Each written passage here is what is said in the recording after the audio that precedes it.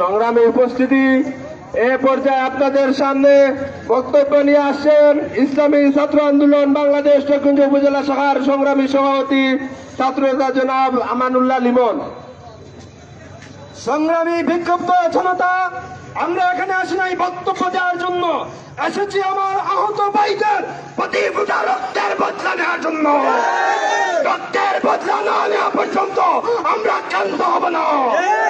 আমরা আহত ভাইদেরকে হসপিটালে দেখতে গিয়েছি, আমরা থানায় নিয়ে গিয়েছি, ওসি সাহেবের দৃষ্টি আকর্ষণ করছি আওয়ামী লীগের নৈর শাসকের বিরুদ্ধে, স্বৈর শাসকের শক্তির বিরুদ্ধে যদি আপনারা কোন রকম নত জানুকতা করেন, আমরা আপনাদেরকে ছাড় দিয়ে কথা বলবো না।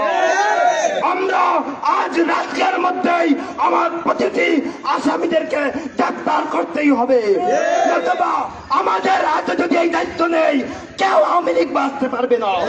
আওয়ামী লীগের কোন সন্ত্রাসী করে থাকতে পারবে না। চকিগঞ্জের প্রতি দ্বন্দ্ব থেকে তাদেরকে বিছিয়ে তোকে আমরা তাদের বিচার করবো ইনশাল্লাহ। আমরা তাদেরকে ছাড় দিয়েছি, ছেড়ে দেই নাই।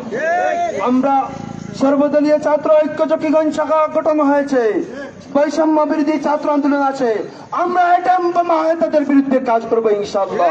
ইসলামী ছাত্র আন্দোলন চকিগঞ্জ থানা শাখার পক্ষ থেকে আজকের আন্দোলন সংগ্রামে একত্রতা ঘোষণা করে সবাইকে আগামী সংগ্রামে একতা হয়ে বদ্ধ হয়ে আমাদের এই লক্ষ্যকে হাসিল করার জন্য সবাই প্রস্তুত থাকবেন এবং সম্মিলিত হাতে হাত মিলিয়ে কাঁধে কাঁধ মিলিয়ে আমাদের সাথে রাজপথে থাকবেন ইনশাআল্লাহ।